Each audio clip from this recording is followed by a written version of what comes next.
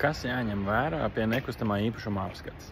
Piemēram, ja jūs plānojat iegādāties dzīvokli, noteikti ņemat vērā, ka jābūt arī visiem dokumentiem kārtībā. Un attiecīgi ir jājautā noteikti kadastrālās uzmērīšanas lieta, jeb dzīvokļa inventarizācijas plāns.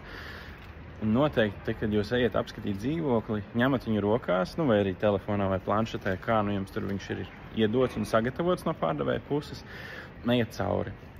Šeit ir loks. Loks ir tik liels, viss ir kārtībā, šeit ir durvis, siena ir korekta, siena ir pareiza, viss izskatās kārtībā, ka viss atbilst. Jo, ja, piemēram, jūs nepārbaudīsiet šo inventarizācijas lietu un tad pēc tam, kad būs jātaisa vērtējums vai kā savādāk, tad vērtētājs noteikti pamanīs. Un, ja vērtētājs pamanīs, tad attiecīgi nākamais solis ir tāds, ka banka jums ieliks līgumā, ka jums ir gada laikā, pusgada laikā šīs pārbūves jāsaskaņo. Un tagad galvenais turēt īkšķus, ka to var saskaņot, un tāpēc no sākuma, jo varbūt visādi, un tāpēc no sākuma, ko vajag izdarīt, vajag saprast, vai ir nesaskaņotas pārbūves, ja ir, tad kādas, un tad ir konsultācija ar pretī esošo aģentu vai arhitektu, ko darīt. Kā mēs varam to risināt un cik sarežģīti tas ir, vai tas ir sarežģīti, un vai vispār to var legalizēt.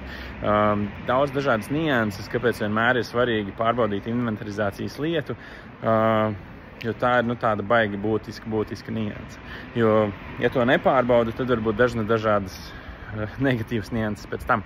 Bet noteikti arī pirms inventarizācijas lietas apskates sākat ar zemes grāmatas pārbaudi, paskatieties, ka Jānis ir Jānis un ka Jānis tiešām ir īpašnieks šim dzīvoklim, pārbaudat arī apgrūtinājumus un tādā garā, jo mēdz būt visādi zemūdens akmeņi pašā startā, kad viss liekas skaisti, bet tad pēkšņi jūs saprotat, nemaz tik skaisti nav.